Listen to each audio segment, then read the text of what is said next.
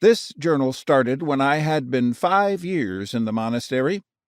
That meant that I was coming to the end of my term of simple vows, and was making up my mind to take solemn vows and stay in the monastery for good.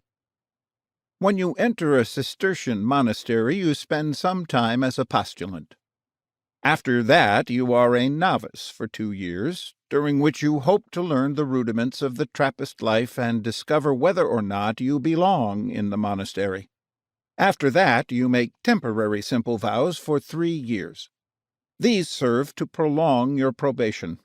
If, after these 5 years of probation, you want to leave, you are free to do so.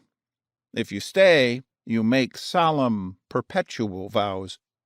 By these vows you consecrate your whole life to God in the monastery. After that, you just forget about going back to the world. By the grace of God, it was easy for me to forget the world as soon as I left it. I never wanted to go back. However, I often wondered if I should not go to some other monastery. This was what is known as a temptation.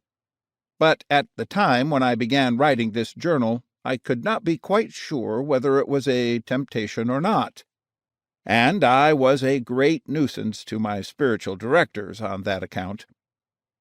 At that time I thought I was upset by the fact that Dom Frederick, who was then abbot, wanted me to write a lot of books.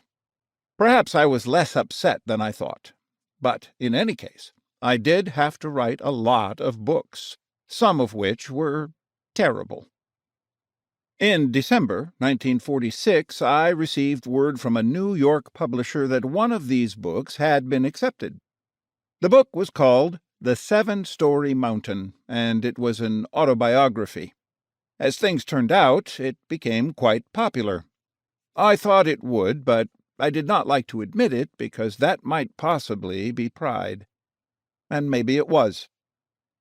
I remember when I was a novice before I wrote the book, I went to confession and confessed as a temptation that I had thought of writing an autobiography, and the confessor found this extremely funny. He said, "Ha, ha, ha! When Chesterton wrote his autobiography, he showed it to one of his friends, and he was told that it didn't amount to much.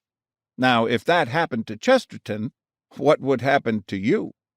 And indeed I have been told in set terms by some of the readers of the book that it does not amount to much. I do not say that I expected it to be a good book. I just say I expected it to be popular. All this time I was studying theology, and I was a cleric in minor orders. To be exact, I had been ordained exorcist on the Feast of St. Michael and All Angels in 1946, and it seemed that I would not reach the priesthood for 100 years.